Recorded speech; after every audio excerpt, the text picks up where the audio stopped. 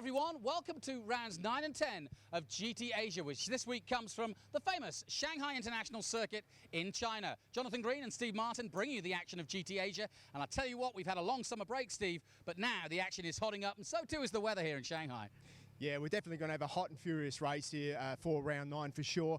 The protagonists are all fast throughout practice and really looking forward to it. We've got, of course, Lamborghini, the new championship leaders coming into this round, but they're not going to have it all their own way. Of course, Audi are always going to be strong here, and the Ferrari, the BBT Ferrari, had some unfortunate last time out in Fuji.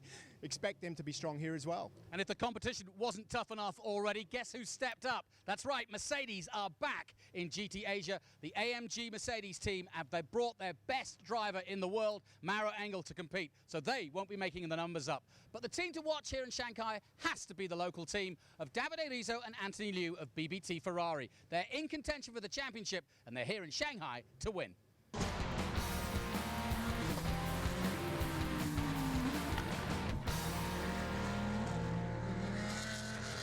Well, we had a very good year so far. We had engine failure, but this happens, and I think we're having a very strong competition this year. This makes our life a bit more difficult, but I think so far we are always on top to fight for the title. Tell everybody why this weekend is so important to you and Anthony. I mean, effectively, BBT was born here. BBT was born here a couple of years ago, and this is our racetrack. So we came here to play every time we were free. So now we just want to show to all our fans that we are doing good, and we want to win. Well, it's been a successful campaign for the brand new car.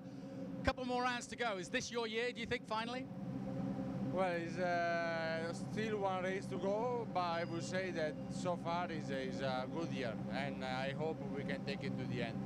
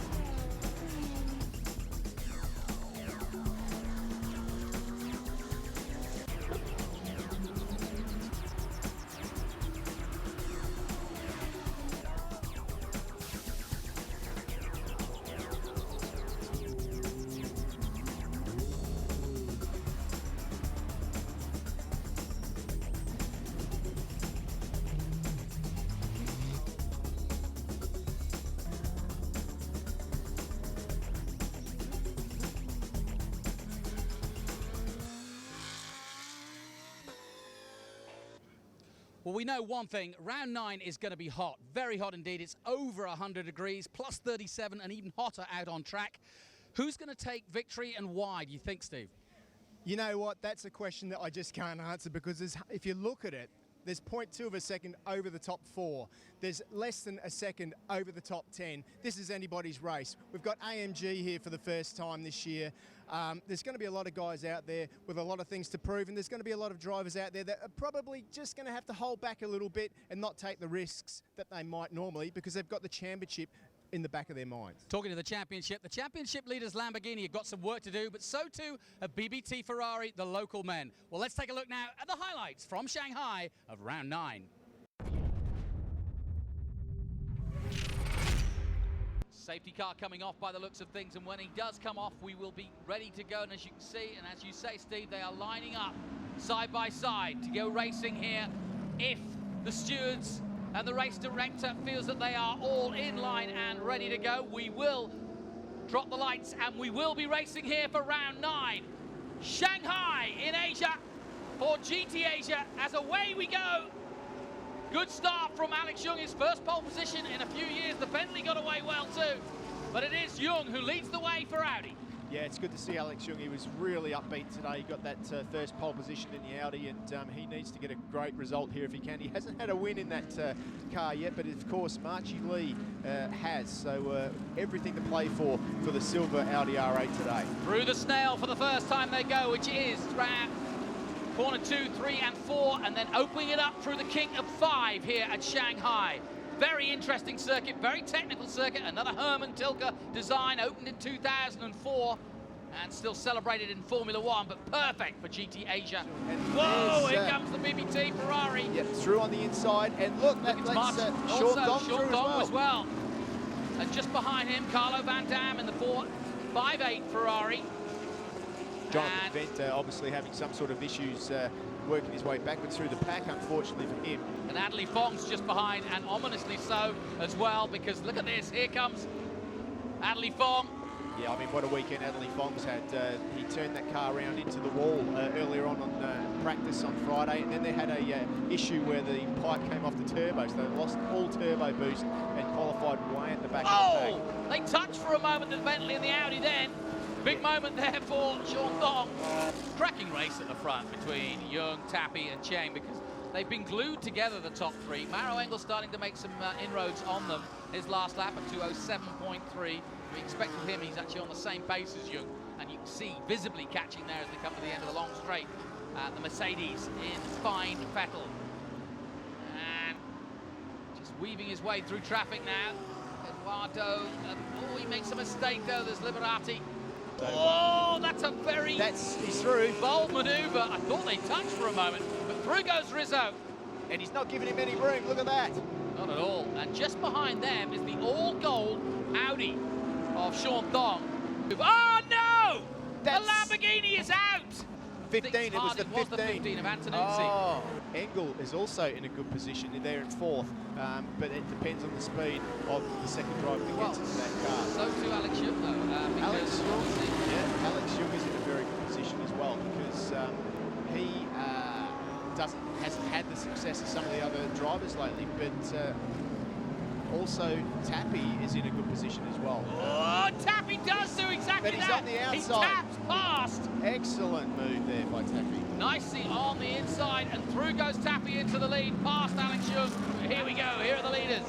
Tappy coming in, right behind him is Alex Jung. They'll swap cars now. Budicorn will jump in. Of course, they're looking good. 75-second pit stop for these guys. Of course, Duncan Tappy, a gold driver, in for a Buvasak, a bronze. So that's looking good for them. The Mercedes in behind there, the number 66 car, of course, of Nico Bastian and Matthew Solomon. They'll be having a little bit of extra time due to the fact that they're a silver-silver pairing. Whoa! Two Ferraris and a Bentley don't go. Two Ferraris. The Bentley lost out. Yeah, Andrew Kim just getting in. Of course, he's had a win as well for Bentley.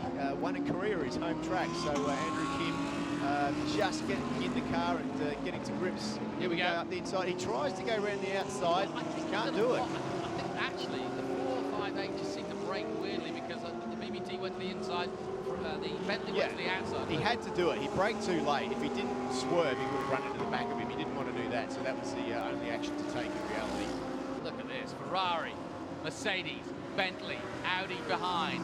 Perfect racing from GT Asia, just what we'd hoped for here from Shanghai. It's been a fantastic season, 2016. It really doesn't get any better. And more and more manufacturers coming in. And great to see Mercedes coming this weekend, and you can see they're up for it. The lights flashing on the 66. Solomon in the mood as he tries to put a hurt on the number 12 of Pidipiran Bhakti. Bhakti's not going to be intimidated, especially after that run in Fuji.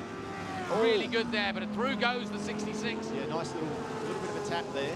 Seems to be the favourite place to overtake in that complex after the first corner. Up comes the inside of the two Italians, and Amici trying to get past our champion winning car last year anyway. That of, I'm thinking of course of Daryl O'Young and Biran Bhakti. Yeah, Toy Biran Bhakti there just had to give way, the Lamborghini through. Now there's Marchi Lee in the background, just behind the Mercedes. He hasn't got past, in fact. Thought he had for a moment. Well, he's still there. With the conditions changing the weather. Alex goes to the outside. You've got to go to the inside, I reckon. Yeah, but if he can get a good drive up. Well, he did. He got a good sling then. That's exactly what he was hoping for. He's side by side with the Bentley. This is the race. This is round 9. They almost touch. They come to the last corner. The Bentley holds him off. Budicorn doing a brilliant job the time. But Alex O, the Hong Kong driver, won't be denied. It's a drag race down the main straight. Who's going to give in? 2 minutes to go. Oh, what racing. Bentley, Audi and Ferrari. definitely got to try and go to the inside, Jonathan, if he can do something. Vudakorn under immense pressure at the moment. I haven't seen a race like this in a long time. Wow, this is brilliant. Through turn 2 and 3. Loses Oh, time there, but Anthony look at- Liu! Here he comes, he's all over it. Anthony Liu wants this. 2:14.9 last time out. He was 3 seconds quicker again. Yeah, he definitely wants this. He made a mistake, but he's regrouped and he's looking at the win. He's looking at victory. Well, 1 minute we were talking about Alex taking his first victory. Now he's in trouble. Yeah, it's not looking good for him now, but a little bit of a gap for Inthra up front now. He's pulled away. But GT Asia doing fantastic stuff here. Has 3 different marks, all going for it. he's going around the outside. Ferrari up to second with Anthony Liu. What a manoeuvre. Nicely done by the Shanghai man. Wonderful stuff. Into second place now. 1 more to go, Anthony. You can do it. Vudakorn hanging on for dear life in the big bad Bentley. But here comes the Ferrari, the brand new red and yellow Chinese Ferrari of BBT. Well, this looking is it. for victory. This is it. He's got to try up the inside here if he can. He's got to try up the inside. 1 more corner to go. Round 9 coming to a conclusion. Vudakorn holding on for dear life Look, here. he's going up the inside. He's got good drive out. He's round the outside. He's in a good position. But he's going to be on the This is where he outside. made the mistake last time through. Vudakorn holds him wide. What a brilliant defensive drive by It's not over Vudakorn. yet. It's not over yet. He's going to hold on Look the at Bentley this. side by side. Photo finish. And I think it's going to be Ferrari at home. Wins. And Anthony Liu takes a famous victory here for Ferrari in the number 37 BBT Ferrari as Liu wins here in a monumental race. Great racing. It is Ferrari that beat Bentley with Audi in third and Young taking third place with Alex O and Thong and Lee taking fourth place. Great drive from Marchi Lee as always. 7 seconds adrift though of the winners.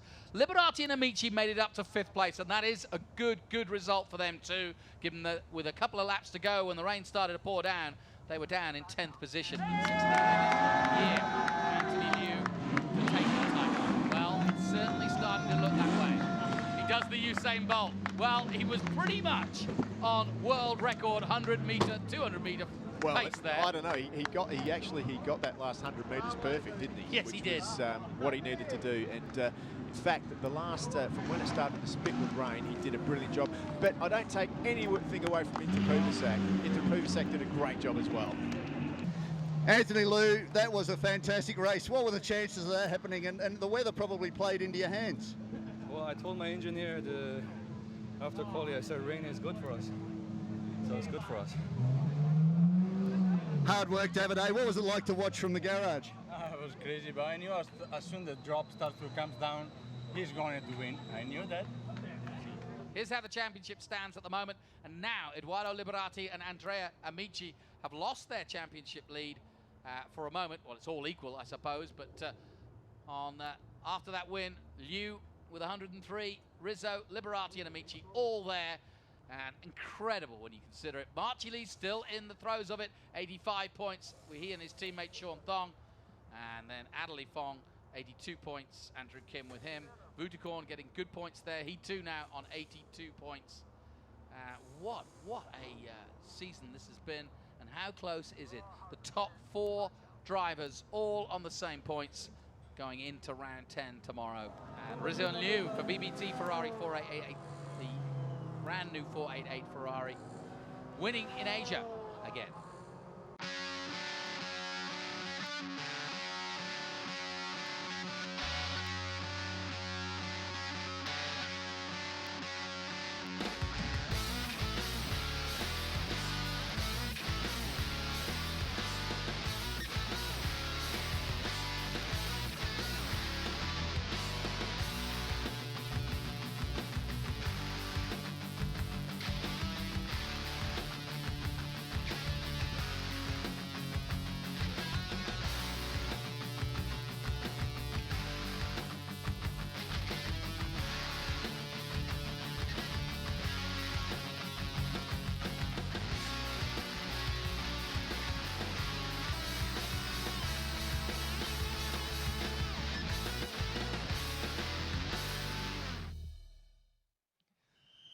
Well, Usain Bolt may have got the triple-triple at the Olympics, but here in Shanghai, Anthony Liu is very much going for double bubble for BBT.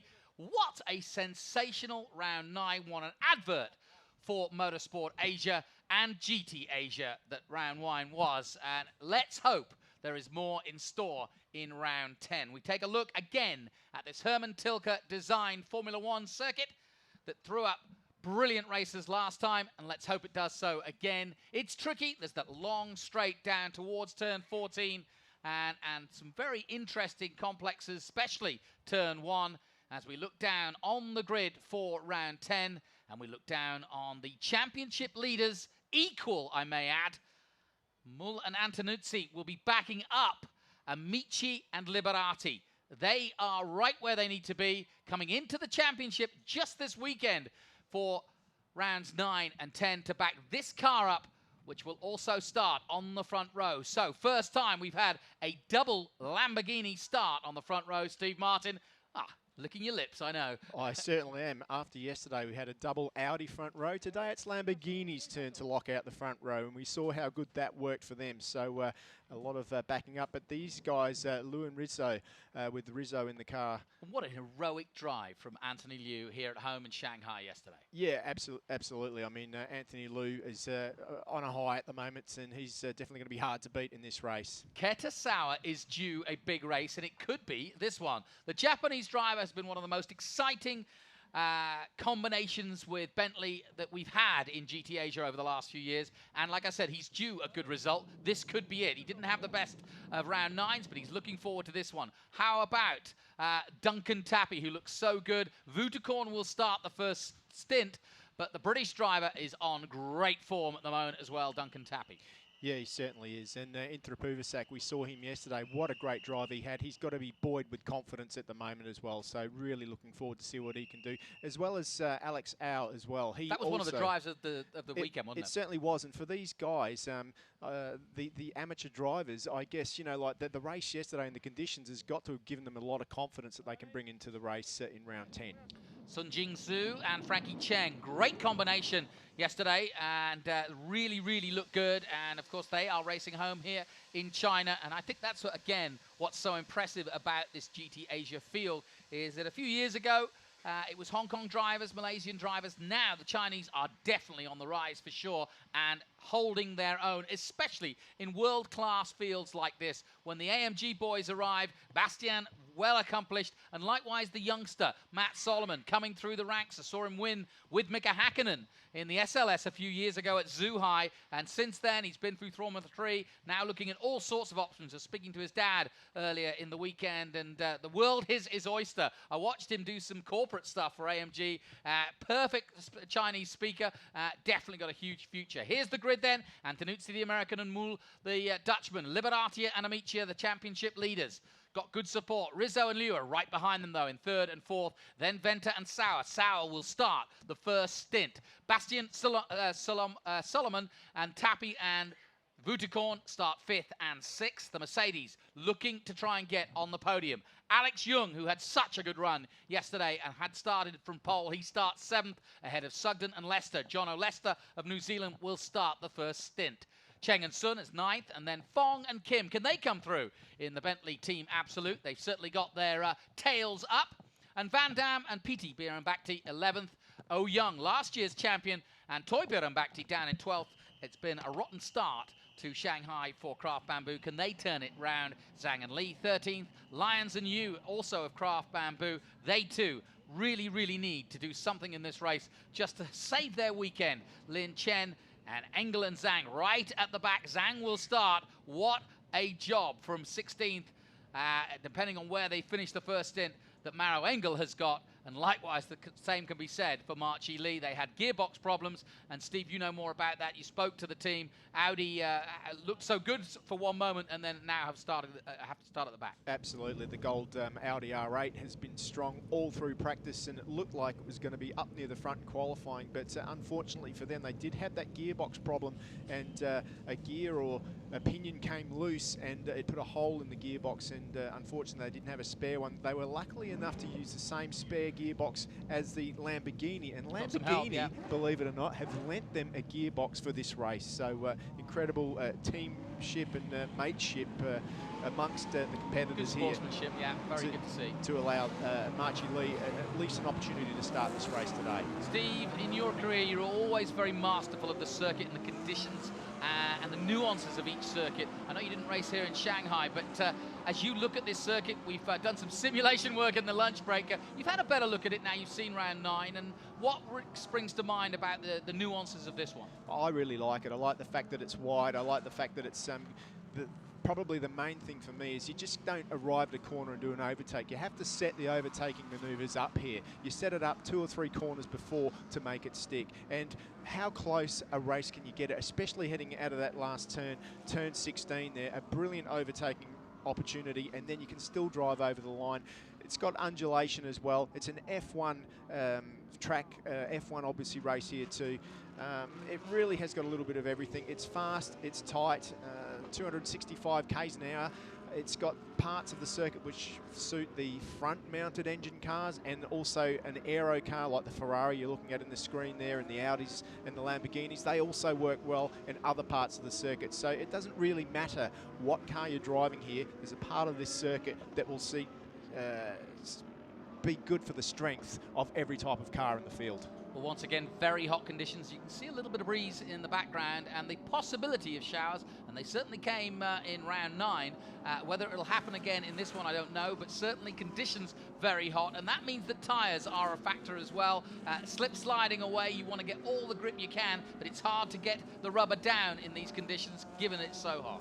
A lot of the guys have also saved a new set of tyres for today as well. Some guys used them up yesterday, but there are some of the teams who have got a spare set there to put on for their second stint, because of course the new tyre at this circuit, due to the heat and the grip level at the circuit now, there is a bit of a drop off in tyre performance. So if you have got a spare set of tyres ready to put on in that pit stop period, the 10 minutes when we have the 10-minute window, you can come good in the second half of the race. Steve, we spoke to Al Fora, the team manager of Lamborghini, and given that both their cars are on the front row and that their nearest rival is third on the grid, how is the tactics going to play? Does Antonuzzi and Mull, who is without doubt one of the world's top Lamborghini drivers, how do they play this to help Amici and Liberato? Well, I don't think I need to tell you. It's pretty obvious what the number 15 car's got to do. It's got to run its own race, and I mean, those guys are here to win. But they're going to have a shorter pit stop, though. More importantly, they're here in this first stint to back up the number 55 car of Liberati and Amici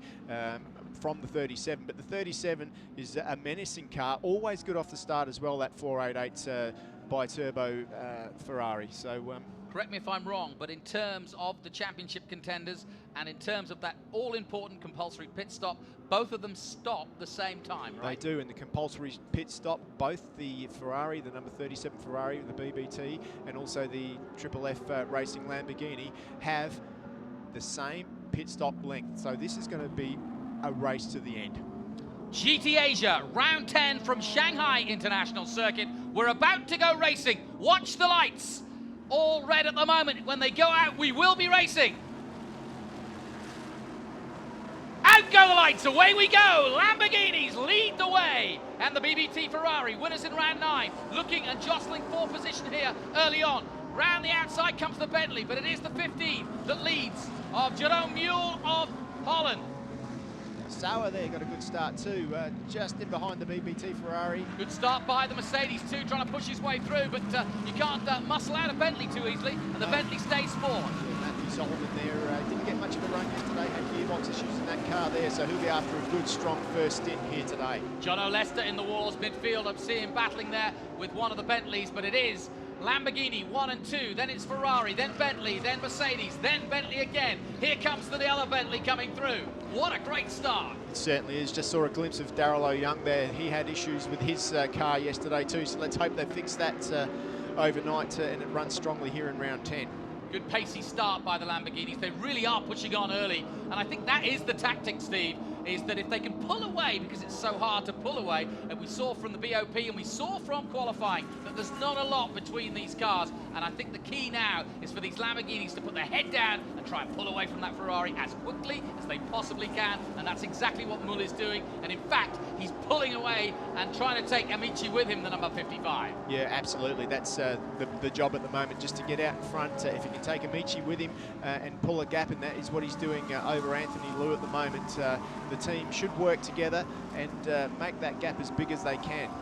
Well, Kurosawa's also had a good start. I expected him to do so, and he held off the Mercedes as they went through the complex in the first lap, and now he's shaken off the Mercedes. He's now building and trying to catch the BBT Ferrari as soon as he can. Here come the Lamborghinis. Look at this. Brilliant stuff as they come into 14.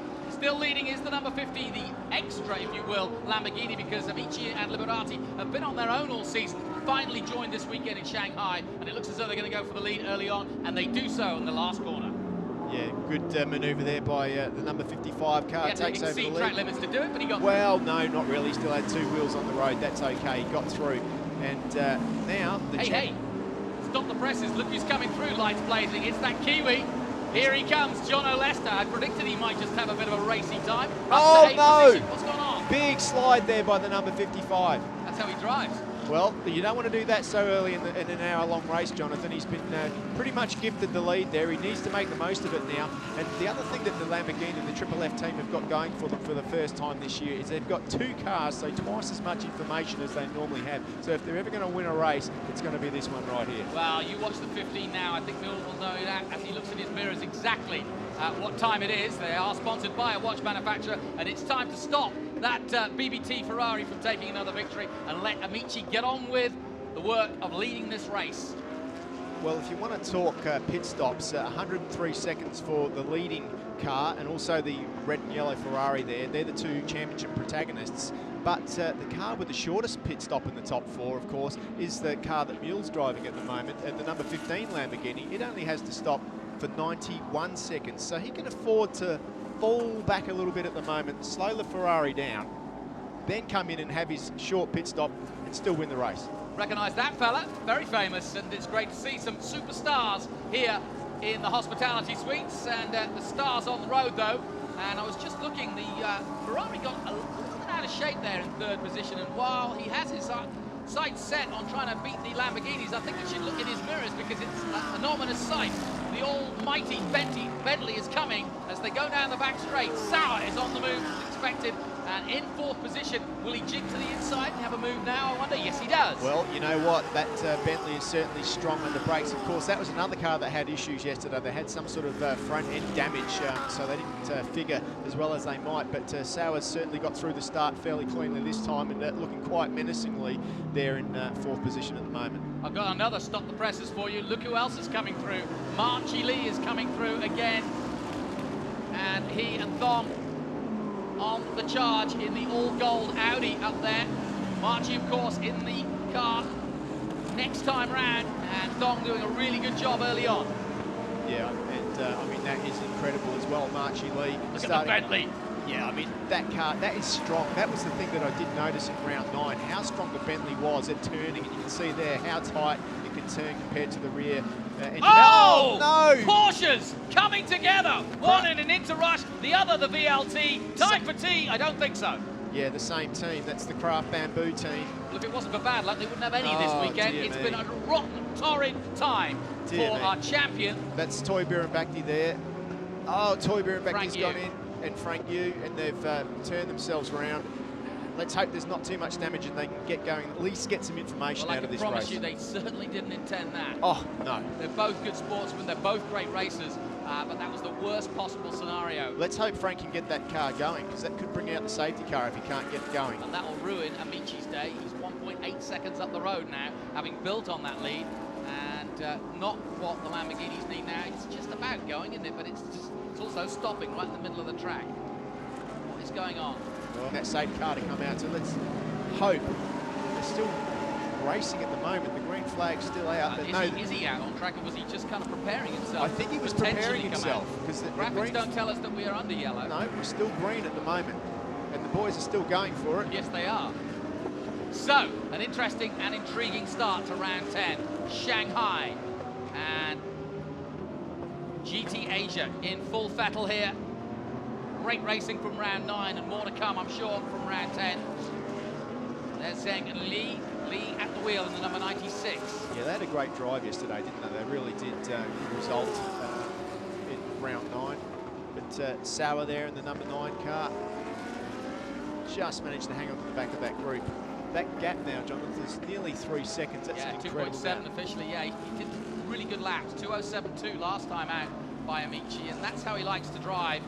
He's a great character, Andrea Amici from Rome in Italy.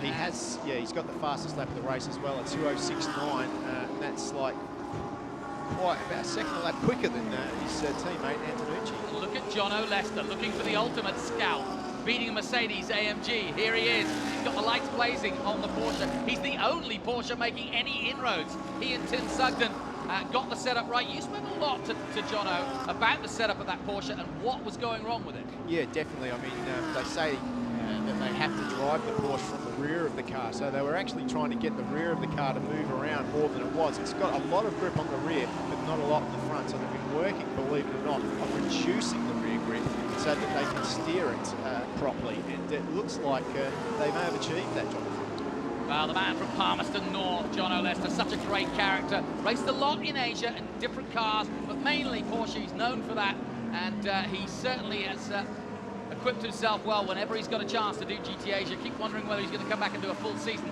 I'm sure after the outings that he's had, that Tim Sugden will be pleased. Tim, of course, is a mentor to many young drivers in both single-seaters and sports cars, and I know he's enjoyed racing with Jono Lester, because he's one of those guys, you just bolt him in the car and off he goes. Yeah, he's fast, isn't he? And of course, they've already had a podium with that car earlier on in the year in Okayama.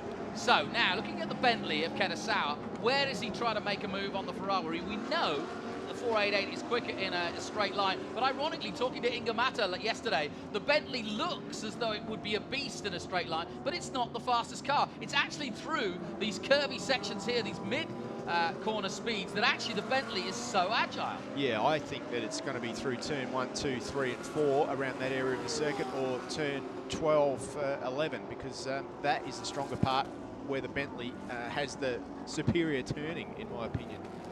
Meanwhile, just behind the Mercedes, Jono Lester still hounding down, and Thong just behind him in the Audi. It's good to see Sauer behind the wheel there. You know, I thought this car, when they started the year, they had the double win. You thought that they were going to have just the unbelievable year. It was, how can we stop the Bentley? But it just goes to show you how this GT Asia series works. I mean, since that time, they really haven't had things go their way. They've only had the one other podium in Japan, but apart from that, you know, it's been a bit of a hard road for them. Lester's got through in the number 98 Porsche, the Group N Porsche. Yeah, that's getting past the Mercedes AMG, nicely done. Yeah, so he's just got past Solomon, so that was a really good sculpt for the number 98, the New Zealander, who, well, you say he's New Zealander, but he spent most of his time this year. Are you going to claim him now, aren't you? I knew you'd do that. Not going to do that, mate, but I think Asia should claim him, because that's where he's been for the last true. 6 months. Very true. Living from racetrack to racetrack. Pretty much. He's the ultimate racer, really. He's the classic racer. You know, he's old school is how I would describe him. Sadly, we've lost Chris Abram, but the spirit lives on in the form of Jono Lester and many of the other Kiwis who are doing so well on the world scene. And what about this AMG, the new GT3? Isn't it a beautiful car? It's just a beautiful sight to behold, isn't it? We were down there talking to Maro Engel earlier in the weekend, and being so close to the car, it just looks, it's like the Bentley, you know, it just looks ferocious, doesn't it? Yeah, of course, this is the new GT3, new to this year. It looks a lot like the SLS, but believe you me, Maro Engel says, well, yeah, it might look like an SLS, but it's a lot better than SLS. The SLS obviously set a very high bar. And that was one of the most successful Mercedes ever. Yeah, this car's better, so we're still waiting to see that here, though.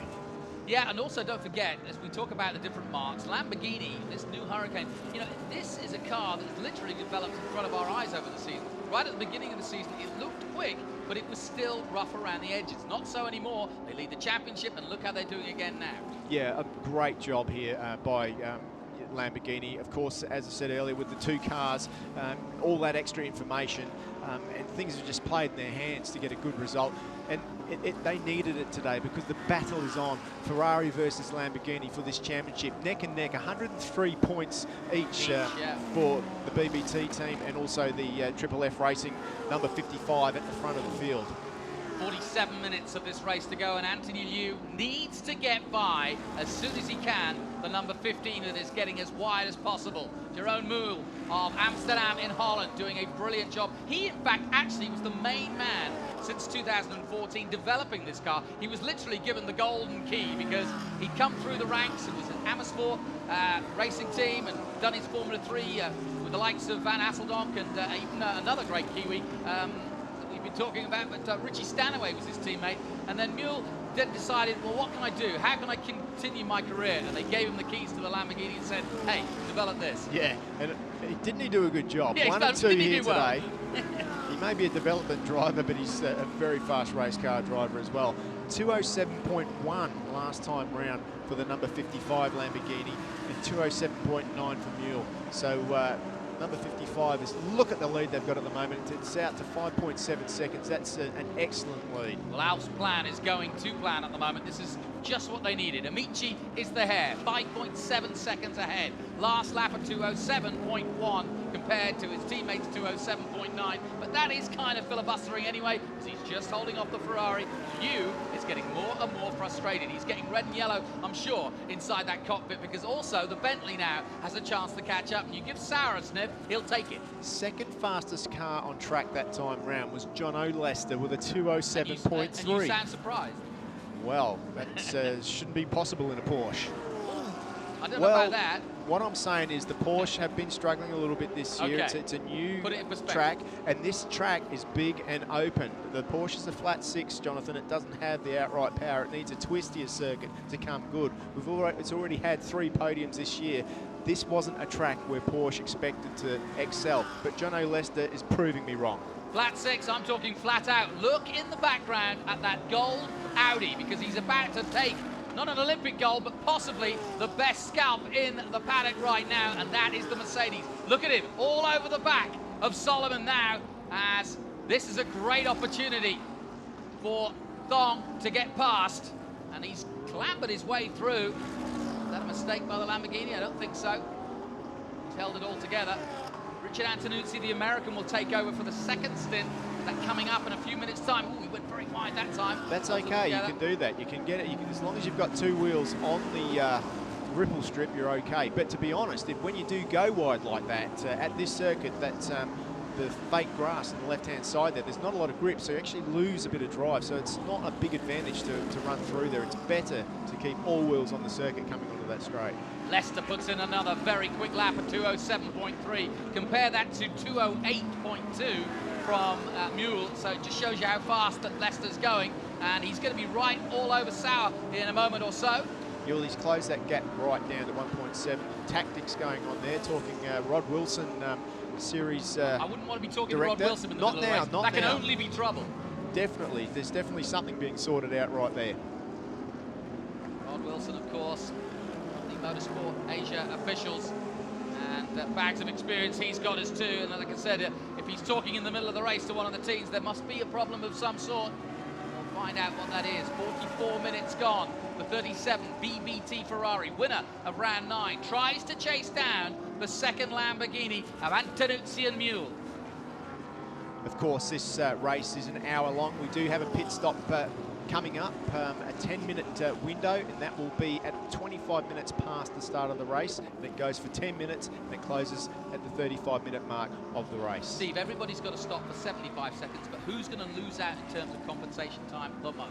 Well, the guys that are going to lose out the most are the guys that share equal lead in the championship. It's going to be the number 55 Triple F Lamborghini and also the number 37 BBT Ferrari. They're on equal footing at 103 seconds. The car that stands out with the biggest advantage in my mind at the moment is that number 50 Lamborghini right there, the Muhl Antonuzzi Lamborghini, because they actually need to stop for only 91 seconds. So they're going to have a relatively short pit stop, which means that when they come out of that period, they should have a good run towards the end. of the race. Sean Thong all over the Mercedes again and looking for a way past as they come to the end of another lap. He looks for the inside there, won't get past this time. Maybe now in the complex that is 1, 2 and 3 as they cross the line again. 42 minutes now remaining. You've got to feel for Solomon in the AMG car though. He didn't get a lot of laps yesterday, and the laps that he did get, of course, he had issues with the gears were automatically changing when he didn't want to. Yeah, up, that down can't the be box. fun. No, it was one of those little 20-cent pieces that these AMGs have. Well, I don't know if it was 20 cents, but... when the last time you bought an AMG is that? Yeah, maybe a model, but that's about it. Getting it an intriguing time. Amici's done what he needed to do, and he needs, though, because he's got a long pit stop to try to get ahead. Look at Leicester. I knew he'd get there. He's closed up all the way on the brakes.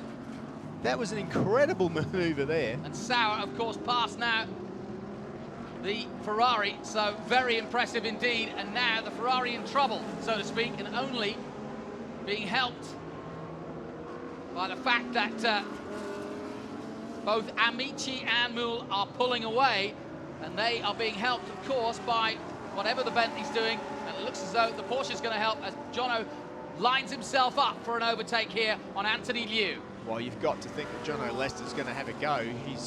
He'll want to come in a podium That's position. his middle name, want to have a go. Yeah, he will. And he's been so impressive. I tell you what, if you wanted to showcase your talents, this GT Asia Series is the place to do it. Jono is really look at that, up the inside. Oh, not holding back the Group M man.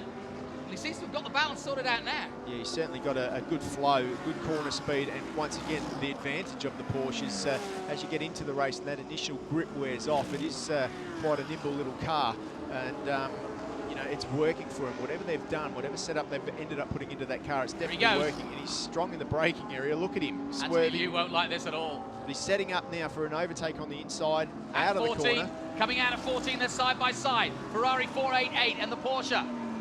Can't do it this time. They come through the last turn. Liu under massive pressure now from Jono Lester. I think if he gets good drive out of the last turn, into turn 1, 2, 3, 4, he should set himself up for some sort of manoeuvre on the number 37 of Anthony Liu, and he looks close enough at the moment. At the front, a 207.2 by Amici puts Look him at him up the 9.3 inside. seconds, and yeah, got to be careful. They'll make the move, but don't hit him. He's still in a good position. He's in a good position. Careful, son. He's still in a good position there. If he can keep that corner speed up, Jonathan, he can put himself in a... Grass isn't the best grip, though. It's not the best grip, but it's definitely the way through when the other car's taken up the rest of the track. That's a good point. Through 5 he goes. Another opportunity maybe in 6. Not this time. Same happening for the number 5 of Sean Thong is trying to get through. Solomon's picked up his pace as well in the AMG, the GT3, the new car. He's working his way up, back towards the Jono Lester. So, a very, very impressive start to this race. Good, while we're looking at the Group M car, there's 2 Group M cars here as well this weekend. Of course, Deschang and Chow are racing as well for Group N in the number 96 Porsche. So, oh, bit of a slide there. And of course, I'm belying it's Marchie Lee in the all-gold car. Of course, I always get confused between the two because I always expect Marchie to be just a little bit quicker. Well, Marchie is quick. He just, unfortunately, couldn't set a time in qualifying. Up the inside again, he tries. He's trying everything. He's definitely got a good turning on that Porsche. So this is an impressive run by Marchie Lee. Up to 7th already and looking now to push for 6th place if he can finish his stint off. We're getting ready for those stint changes. Everybody waiting. The BBT Ferraris trying to stay cool. But here comes Lester. While we're looking at these guys... Here he goes. Turn 14, classic overtake at Shanghai. Does he pull it off? He goes wide. And Anthony says, this is my home circuit, son. I know exactly what you tried there. I've seen it all before. Yeah, I know, but I mean, he's certainly putting a lot of pressure on Anthony Liu at the moment as Jono Lester trying every trick in the book to put the pressure on the Chinese driver that met his teammate here 10.5 years ago. That's right, yeah, the Rizzo-Liu combination began right here in Shanghai, and it's they've never looked back really. They met at a track day, didn't they? Yeah. And who would have thought that 10 years further down the track they'd be in the lead of the prestigious GT Asia Championship? And for me, in the history of this championship, there's nobody more impressive than Anthony Liu in terms of watching him develop, watches his aggression grow, and watching his racecraft grow. Many of the world's top drivers have driven in this championship, and they've all been impressed with how Anthony Liu copes with the pressure of driving one of the hardest cars in the world. Jono Lester side by side now, and he's on the outside. If he can hold that line, he's look at him, he's switching from side to side, trying everything. He needs to, though, because the two cars behind have caught right back up. Marchi Lee still pushing hard, but Lester and Liu still at it. And look at this. They've all caught up now. It's going to be a four-way battle now.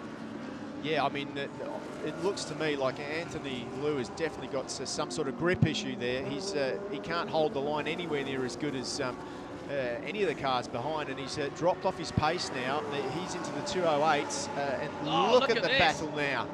Lights blazing He's on through. the Mercedes-AMG. Lester goes through. But he can't hold the inside Oh, line. Anthony takes to the grass. He does. Solomon's through too. Solomon on the inside. Solomon goes through for the Mercedes. We've got a four-way battle with four different manufacturers here, Steve. Well, Marchi Lee thinks he might have a bit of this too, and he's not? gone past. Excellent stuff. Why do they have to have a pit stop? This is too good. Because we want to make it even better. Okay, fair enough. Here's Marchi Lee on the inside. He's going to forget to brake, I'm sure, and go right up the inside and take all of them. Yeah, of course, the Audi, one of the strong points is the braking area. Well, here at zero, Anthony Liu will be Oh, furious. He look gets at that. sideways there. He's got issues. He's got rear grip issues as Anthony Liu. Yeah. So, Jono's through. So too Solomon and Marchi Lee. Onto the front straight again they come. And Pit window is approaching. And of course, I'm pretty sure that Anthony Liu was one of the cars that used up their tyres yesterday, and that could be... That could be a factor, yeah. Yeah, definitely now. They went for the win yesterday. They got that, but they used an extra set of tyres to do it. Marchi Lee now still pushing on Solomon. Here, trying to finish out his stint and hand over the car in the best possible position. Pretty impressive to say he started at the back, isn't it? Oh, absolutely. But do you expect anything less from Marchi No, not Lee? really. It's the way he rolls. What a pedigree. What a driver. Long history. And he certainly knows, he likes the colour gold, and it certainly goes very fast. Well, he sells model cars, and it makes you want to buy one, doesn't it?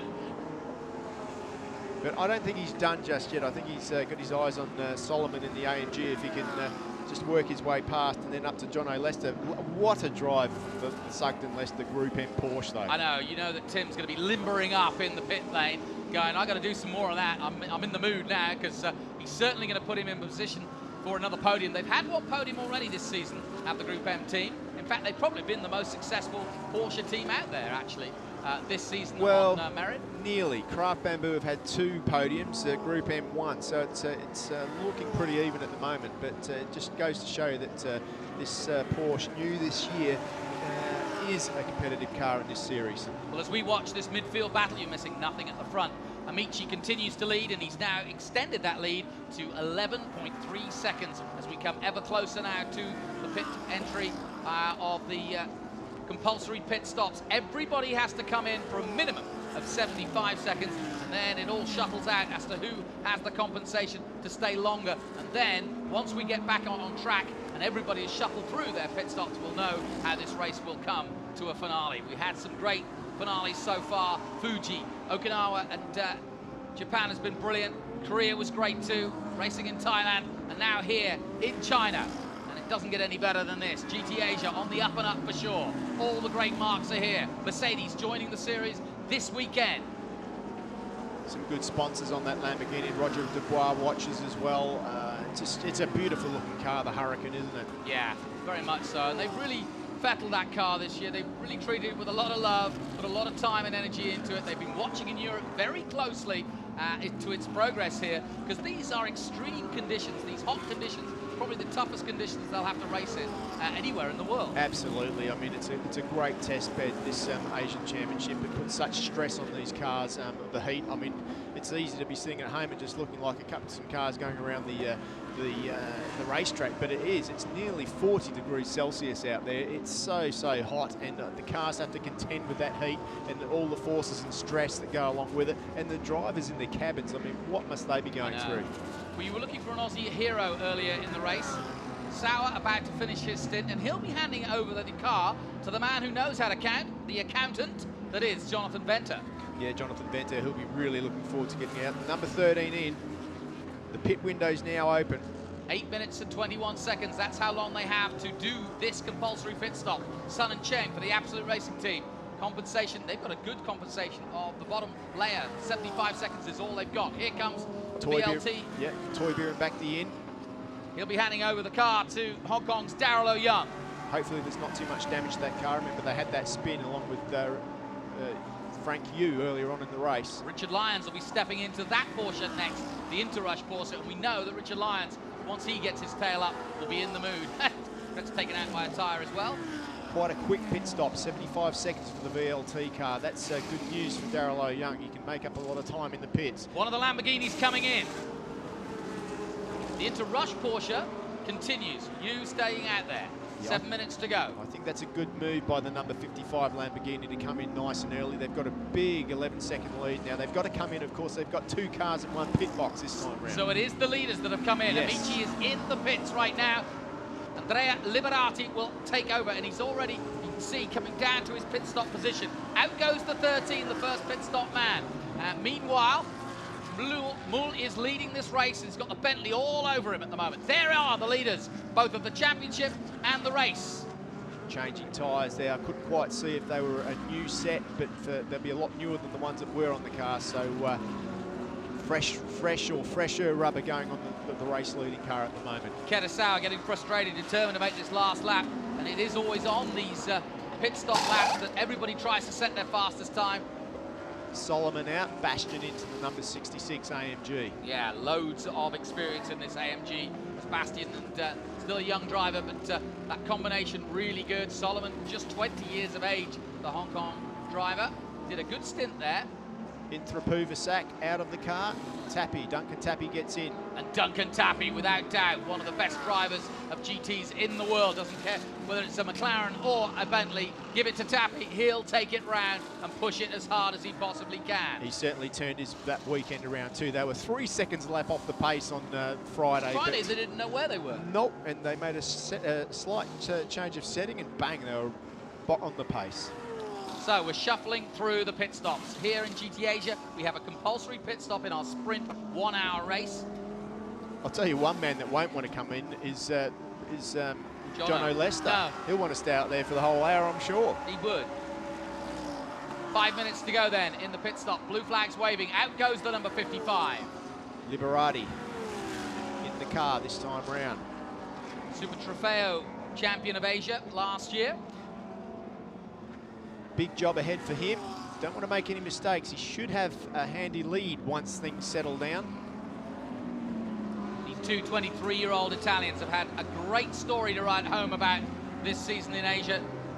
And a great postcard to write home after Fuji. They won the last race of Fuji, round 8. I don't think they've really thought much about the championship title chase much before that, and then they've had 5 weeks to go home and think, well, we're in this. You know what? I don't think they think too much at all. They just want to go fast. But the man that does do the thinking, Alf Bora, has got it spot on. He knew exactly when to bring that second Lamborghini here, and it's done the perfect job of setting this race up for the team, the Triple F Racing team, and for the young Italians.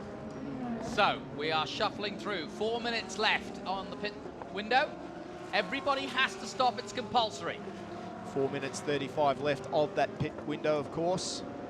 You can drive the car for the full hour on your own. In other words, if you don't have a teammate, you can do the full stint. You still have to take the compulsory pit stop. So Absolutely. It's not that much of an advantage. No, except you get the extra car time. And I'll tell you what, I wouldn't mind driving one of these cars around. I don't know about you, Well, if you're going to give it me for half an hour, I may as well take the full. I'll give you the extra, the coinage for the full hour. Bentley, Ferrari. Yeah, it's been an interesting battle. So different, these GT3 cars, They can physically, they look different, but the BOP keeps them very close together, but they're such different to look at in terms of the very svelte and tiny-looking Audi R8s. Absolutely, and the BOP, I mean, I'm not going to go into it's too complicated. Let's have a look what's happened here. I think he overshot himself there, the number 66. No, that's Frankie Cheng in the number 13 car. How fast was he in round 9? He's in behind the wheel now and making his way forward. Darryl O'Young at the wheel now, the 91. Darryl O'Young hoping that that car's running well. There's the number 15 car back out on track. And there you go. Antonuzzi will, and he just tapped the brakes, I think, a little there. I think that was all the tactics you needed to see. Antonuzzi just making sure the brakes worked as he came out of the pit lane, and amazingly lost out there to his teammate, who now leads the race, at Liberati. And it's normal service resumed. This is tactically a brilliant display of racing by Lamborghini. Yeah, Antonuzzi will do his job now in the 15 and hold station in 15th place, control the race, keep an eye on the leader, and keep an eye on the You say all that, you just said all that, but I'll tell you what, I was talking to Antonuzzi earlier on. He wants to win. He looks like a guy that wants to win to me. I mean, he's come all the way here from the USA, and to finish second to your teammate, well, I don't know if it's going to happen that easy. Fair enough, maybe I've got it all wrong. I don't know. That's the right thing to do. Tappy at the wheel. Adderley Farm right behind him, and these two may be teammates, but I tell you what, no love lost here. Yeah, I don't think Duncan Tappy will let Adderley Fong go through in a hurry. No. Of course, Adderley Fong double championships. He also races in the USA. Was at Utah a couple of weeks ago. Yeah, last week in fact. Got on the podium a couple of times in Utah. So yeah, it's been a busy schedule. He's flying more than I am. We keep waving as we pass. Well, he's flying out there right now as he sits behind the pink number 9 Bentley Continental of Duncan Tappy and Itra Buvasak. Also keeping an eye on the man in the background there, the Singer-sponsored tie entry from Carlo Van Dam. And not been a really good weekend for him. Not happy about the way the older 458 Ferrari is treating him, but well, the 458, you know, it is getting on a little bit now, and the new 488 is out. The 488's stabler, it brakes better, and we did actually pose a question to him throughout the weekend. I said to him, I said, okay, so if you had your choice, what would you do? You know, if you drive, I said, if you had to have any car that you could have, what would you have? He said Mercedes F1, didn't he? Well, yeah, he did. He actually said the Mercedes F1, you're right. But then after we got over that little joke, he said that he thinks that he would like to try the 488, bi-turbo Ferrari. Tim Sugden is out, and just behind him is Jonathan Venter, the Australian. And look at that, the number 55 car now has to try and get past. Yeah, that's going to slow him down a bit. But of course, those guys only had a 75-second pit stop, so this is the battle for the lead at the moment. Well, now, as soon as he can, he'll try and get past, because he's certainly on pace at the moment, whereas the Bentley's only just come out. I know, but Jonathan Venter isn't going to make it easy for him, because this is in a very good position for the Australian. But up the inside goes side by side now, Lamborghini versus Bentley. Difficult though, and Venter holds him off. Good job. I mean, how incredible is it? Venter hasn't sat inside that car until now today, and he's had to go out within half a lap. He's had to go flat out.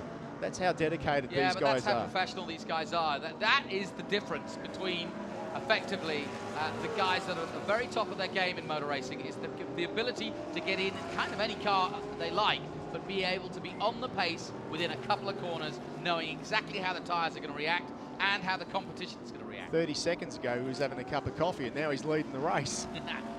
Great stuff. 26 minutes to go. There is Jerome Mule of Holland, just explaining to his mechanics how his stint went. Yeah, and of course, if you want to have any sort of feedback, he's the man to get it from. He knows that Lamborghini intimately. He's obviously, as you said, the test rider, and he will be telling the mechanics and the crew chief exactly how that car's performing at the moment. And look at the team there. They're pretty happy with Jonathan Venter at the moment. He's leading the race. Great job. Fabian Fior and, of course, Paddy Roberts, a long-time engineer that's been out here in Asia and pretty much has looked after, well, almost every top driver that's graduated from Asia as Paddy. Credit to him. He's now looking after this very, very fast Bentley as they cross the line. Sugden and Lester lead this race. There you can see 1, 2, 3. Venter is second, and all over the back is Liberati in third.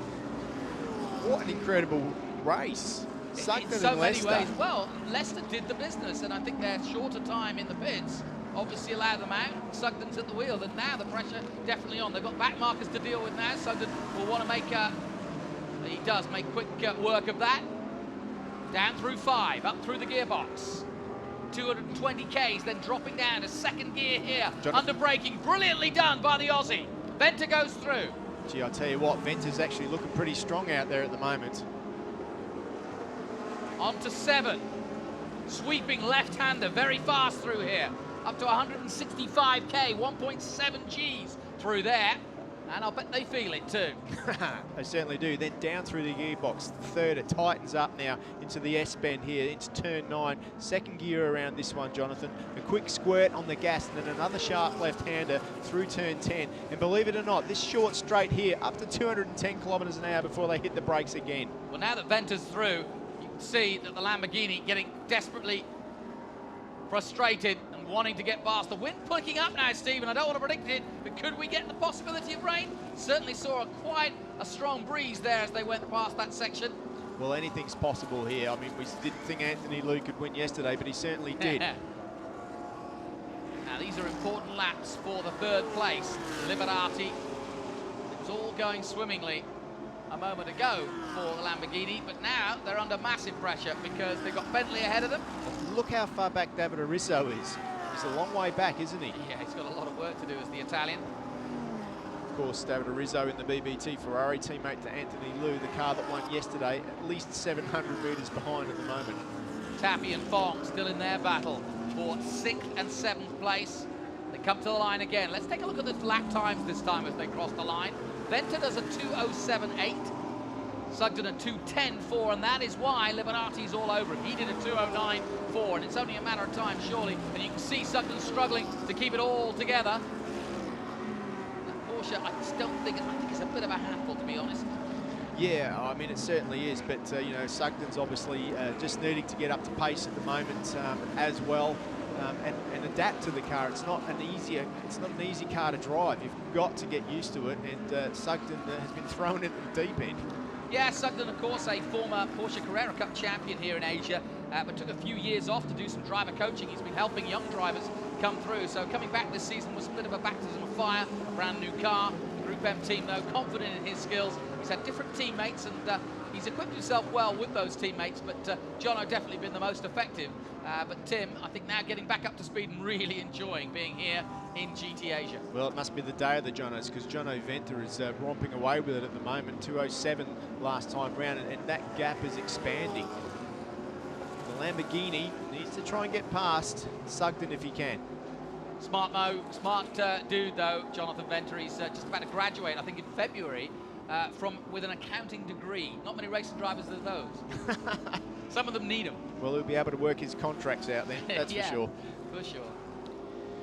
Not looking menacing, I've got to say, the number 55 car. I thought he would have tried a little bit harder, because you can just see at the moment that the Bentley is romping away with it. 1.1. Yeah. And that's a healthy gap with 22 minutes to go. The team looking a little bit worried there. It is a healthy gap, and it's only expanding at the moment. He's trying up the inside on the brakes, can't do it. I don't think Ferrari's day is getting any better after the success of yesterday. I don't think Rizzo can do anything from where he is as they come into the end of this straight. Remember, it's 3 football pitches. Here he goes, long. Here he goes. No, can't do it. Sugden's driving well. Like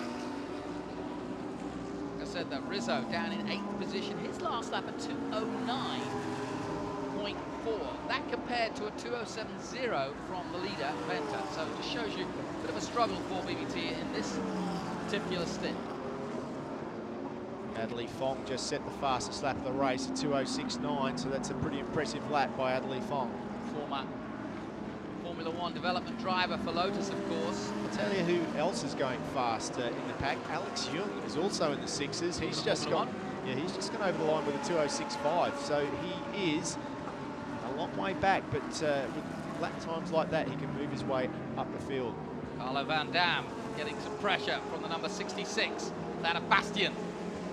Yeah, Nico Bastian really getting racy as they come out of the complex into 3.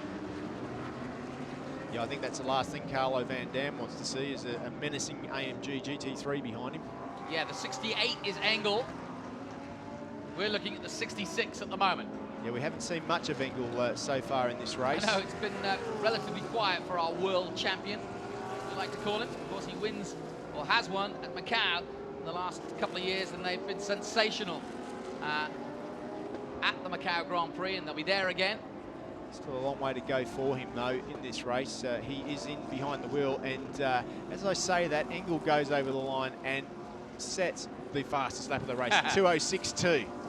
This is great. Van Dam not giving up and now has to, as through goes the 66. Yeah, Bastian makes the move. There's number 6. It's Alex Young. He's getting ahead of his fellow Audi.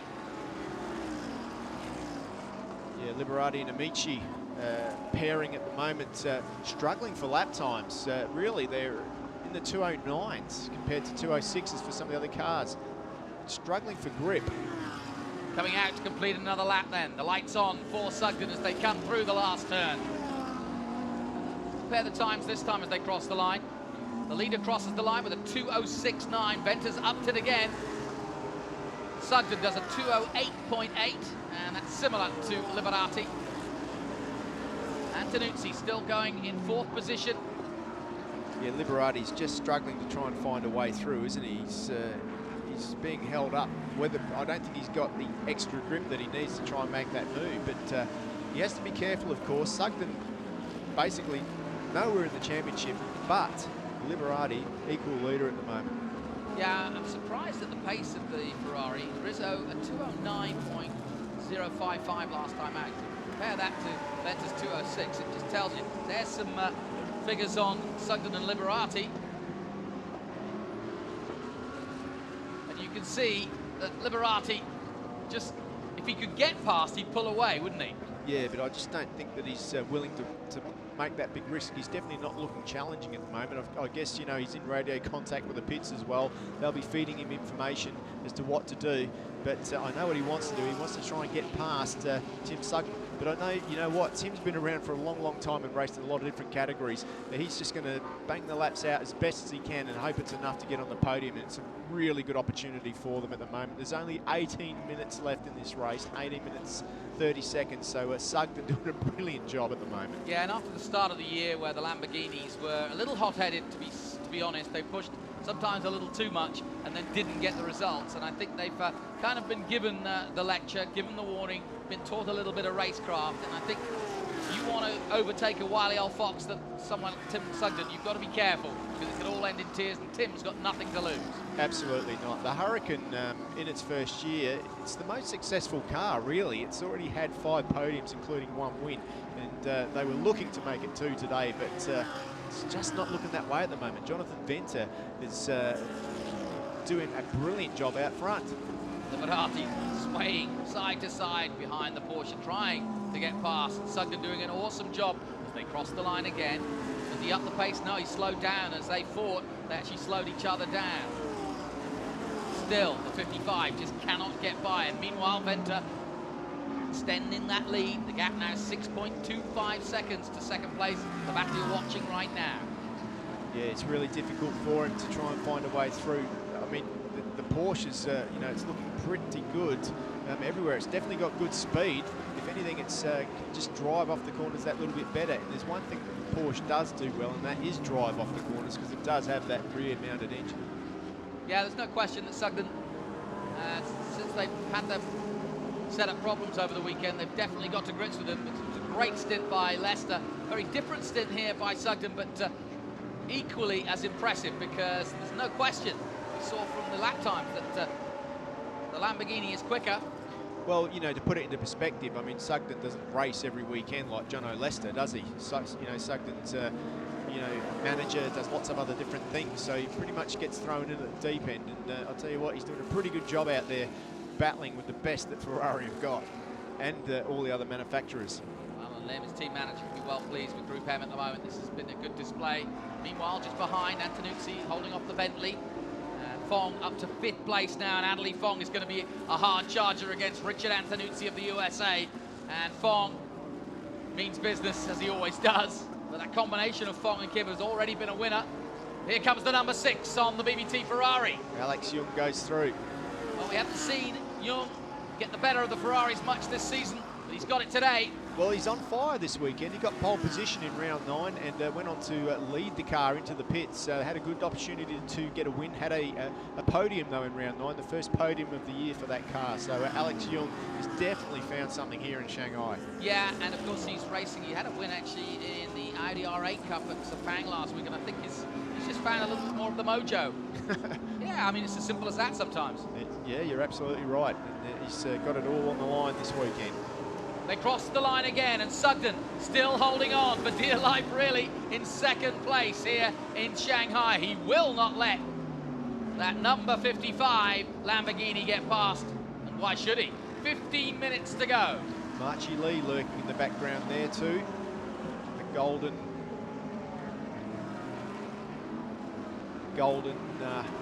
Audi.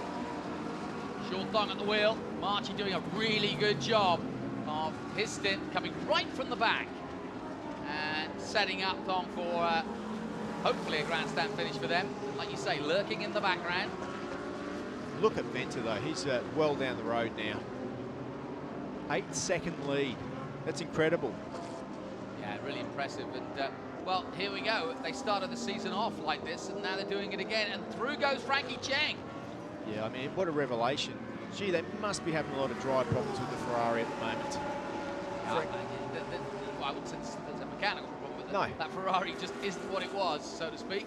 Yeah, I mean, compared to yesterday, I mean, yesterday it was unbelievable, but today, whatever has happened or whatever setup changes they've made, it just doesn't seem to. Look at the bouncing on the rear there. Well, there's no question, 2:10, and when you consider that those in front and behind are almost 2 seconds quicker, the Ferrari's just not there. It may well be a mechanical problem or a gear problem, because to be circulating in 2:10 when everybody, including the back of the field, are in the 2:08s, 2:09s, tells you something. It certainly doesn't seem to be riding the bumps as well as it should. I mean, you look at it, it's very rigid and moving around a lot compared to the other cars, so probably not helping the cause. Well, it's good for us. It means the championship is still very much alive as we leave Shanghai.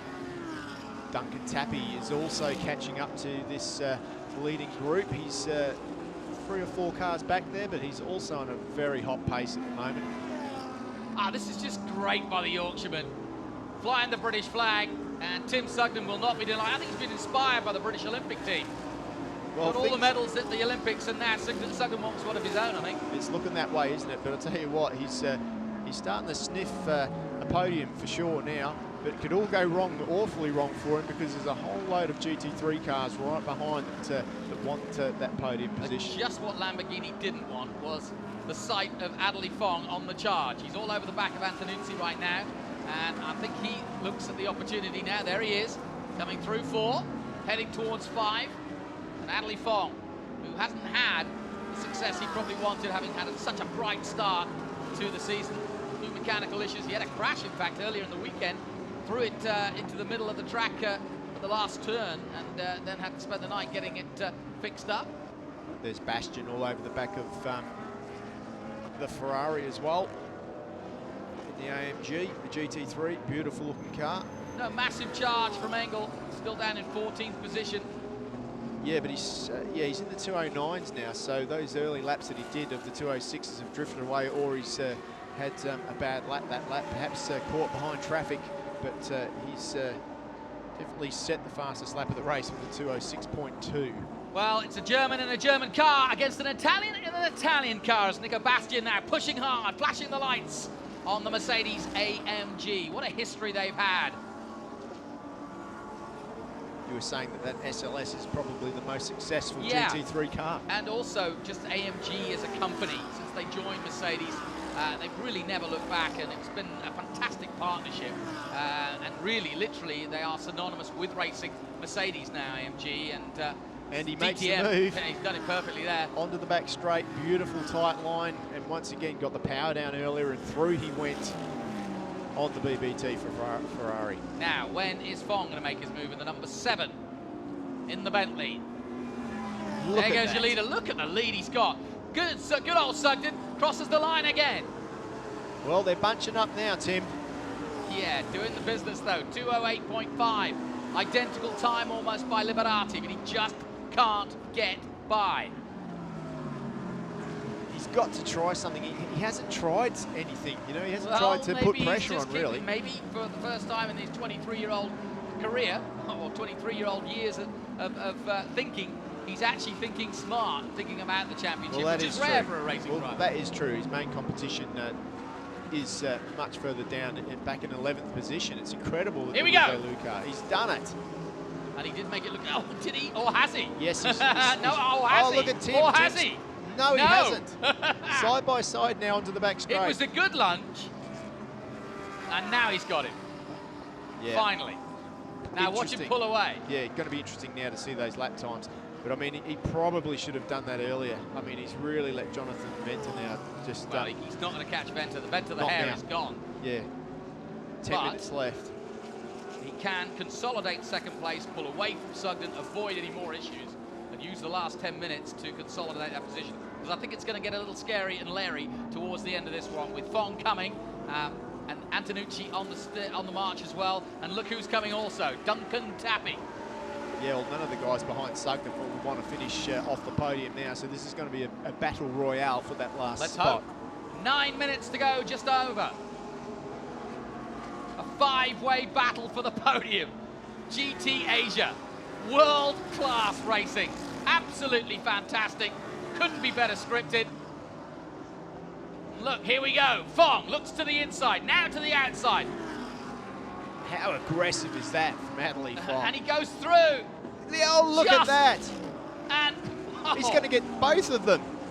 nicely done. Adley Fong's going to get both of them. Or is What a he? minute. Last Yes, turn. he's Side by definitely side, put the you can't pressure do on. it. Oh, Sugden. I think he's had enough. Sugden's pulling out. Oh, no. Early rain check then for Sugden. The Bentley gets pushed out. Duncan Tappy goes through. Tappy's in the mix of it. He says, thank you very much, I'll have some of that. All going on into the first Around corner. the outside, you can't do that. A little tap from behind for the Lamborghini. He did it. Tappy around the outside. Lamborghini in a Bentley sandwich. Oh, see ya. Welcome to China, I know, America. no kidding. Antonucci won't be liking that too much. Yeah, welcome aboard, Richard. This is GT Asia. This is how we roll. And now what? Okay. What was that all Drive-through about? penalty. Okay, so a drive-through penalty for Sugden. Can Now, only be well, it can be a couple of things, but usually it's due to the fact that the pit stop window, perhaps they went out a second or two too early. possibly. So that's the usual reason for that sort of thing to happen. So probably a little bit of timing miscommunication there for Sugden, but that's really ruined the race for Had Group been a N. really good stint by him, and sadly comes to naught. Meanwhile, it's all going on, and here comes Sean Thong as well to join the battle. Yeah, good drive by Sean Thong. He's really come of age as a driver. Saw him, I spoke to Sean Thong actually. I sat next to him on the plane after we were in Buriram, and he said, yeah, I'm off Poor to... guy. Well, you know, we had a lot to talk about, and he actually said that he was heading to England to finish off his degree. And I saw him today. I said, "So you finished your degree?" So he said, "Yep." So now I can concentrate on me driving. And I'll tell you what, it's paying off for him. Well, he's 'cause graduating here, that's for sure. yeah, he's got a pool of talent in front of him.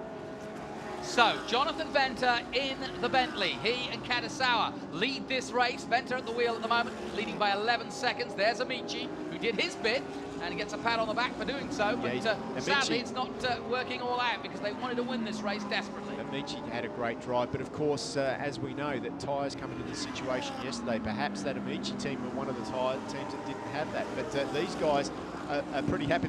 Look at Sauer there. He's already got that smile on his face. As animated as ever, Katasawa. But I suppose, you know, we've been asking about Liberati and why he didn't take too much risk behind Sugden. And still doesn't look as racy perhaps as we're normally seeing.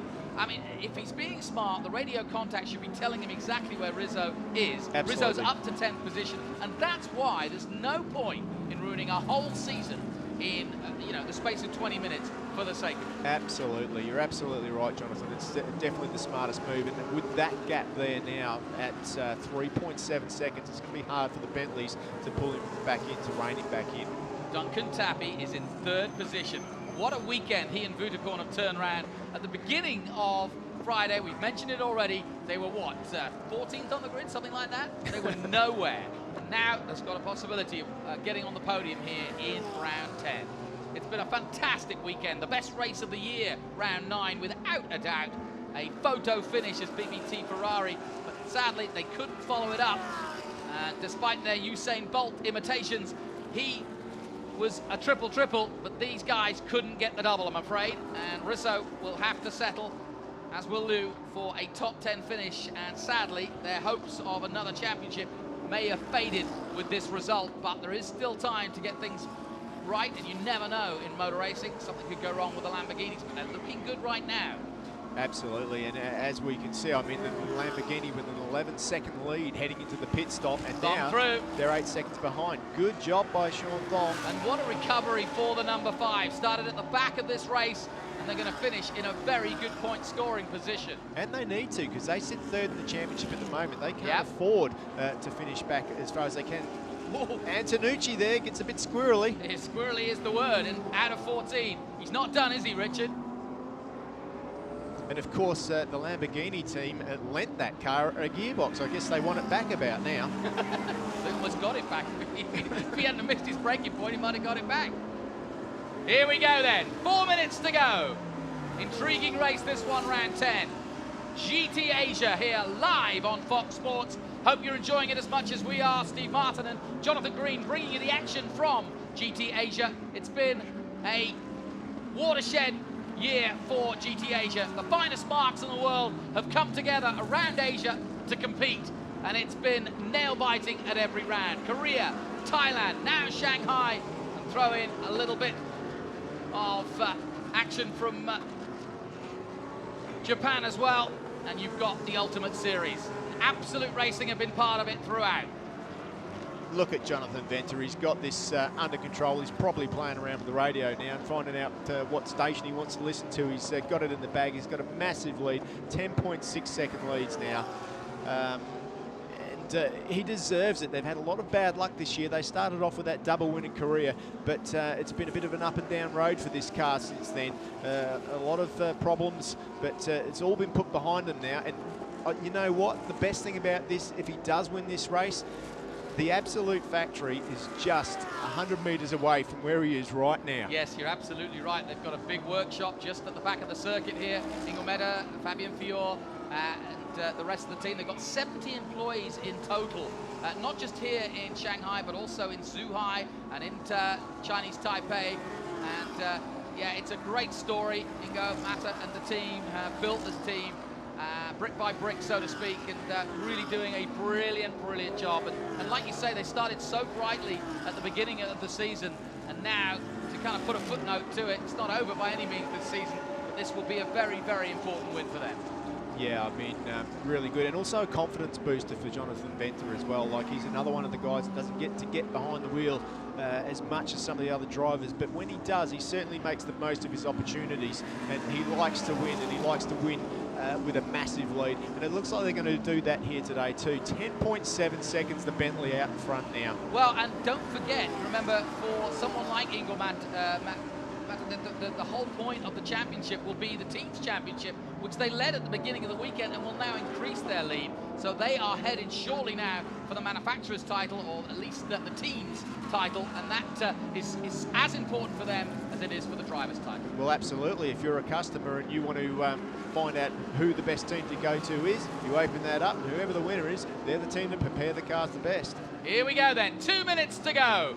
Great to see the return of Mercedes-AMG, although they have not stomped on the competition like we're used to seeing. Maybe that's a reminder that this is how good GT Asia is, and if you want to come and play Mercedes, which we want you to, come and bring a full team next year. Look at that, that's Maro Engel. Maro Engel, he's not scared to dent the front of his GT3. Bit of a bump there onto the back of Darrell O'Young.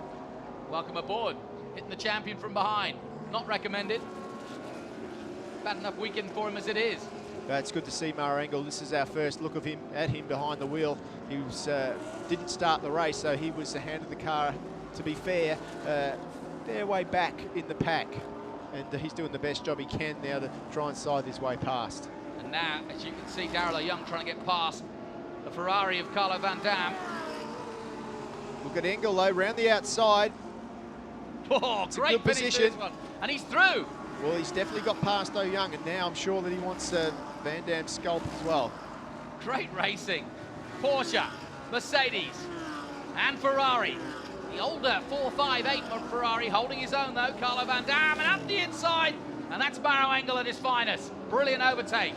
Yeah, he got through there nice and clean, dispensed of those two guys, and Darrell's not done yet. no, moves himself up into 11th position, but Darrell O'Young, this is a good result for him too. 2:08.3 for Engel that time round. I think they'll get one more lap in. I think the leaders will go through, and Venter has crossed the line already. So we'll keep going for one more lap as Venter leading this race by 10 seconds now over the Lamborghini of Liberati. They will lead the championship, but the Bentleys will lead the team's championship. Good passing manoeuvre there by O'Young, but Van Dam gets the inside line on the way out, but has to let O'Young through. It's good to see that VLT. I love the colours of the VLT. Porsche, Craft Bamboo always prepare beautifully looking cars, don't they? No question, yeah. And they've had a great history, of course.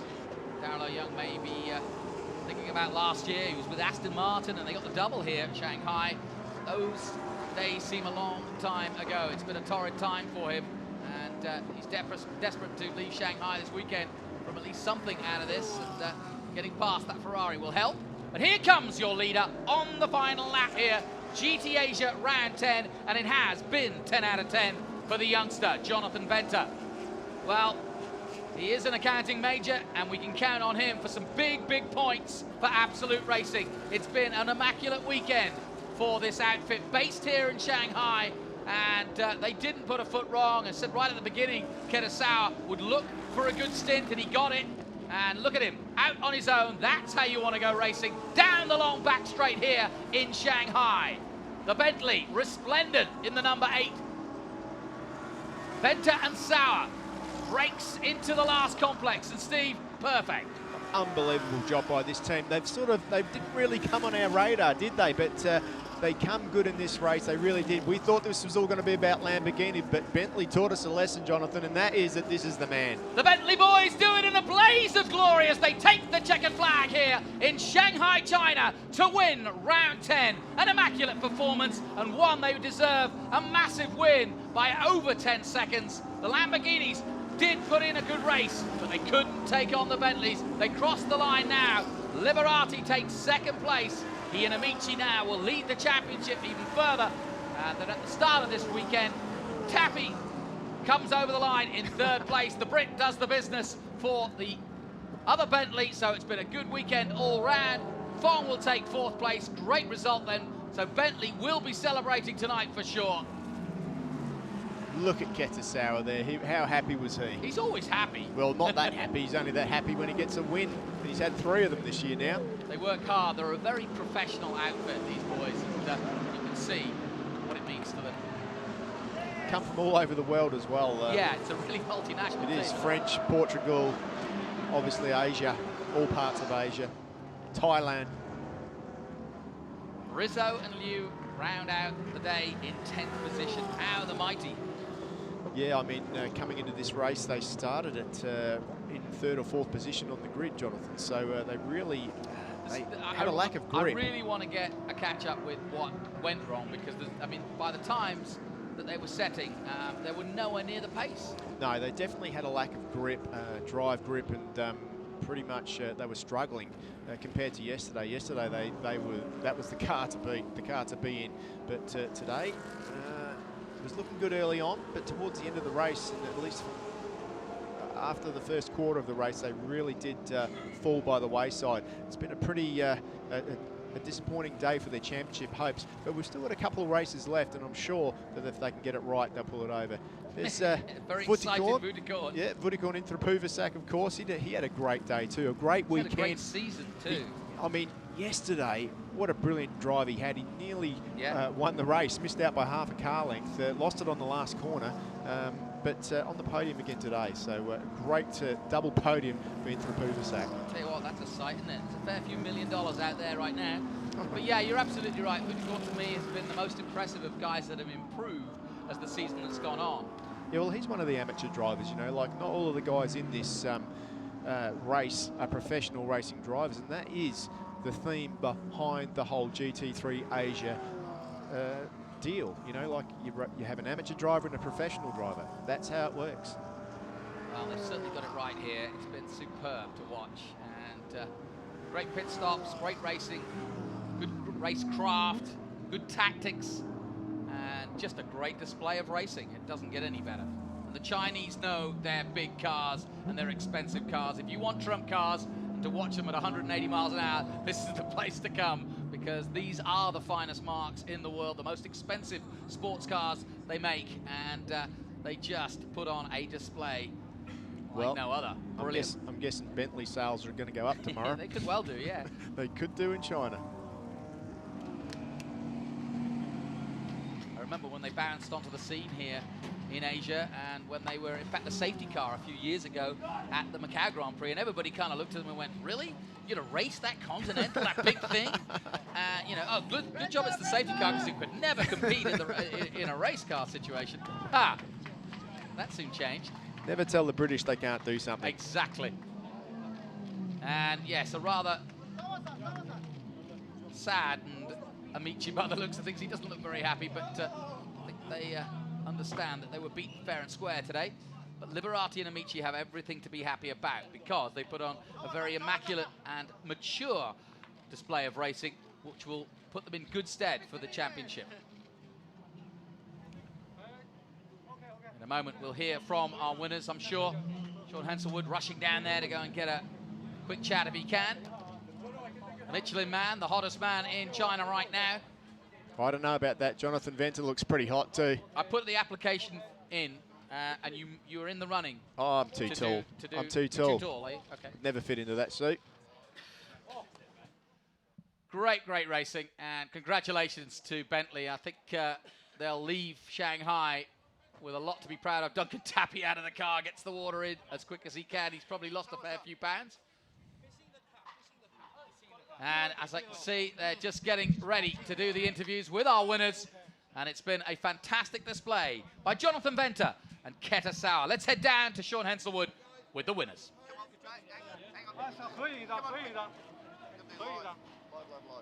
Live? Live. Okay. You count me? Count.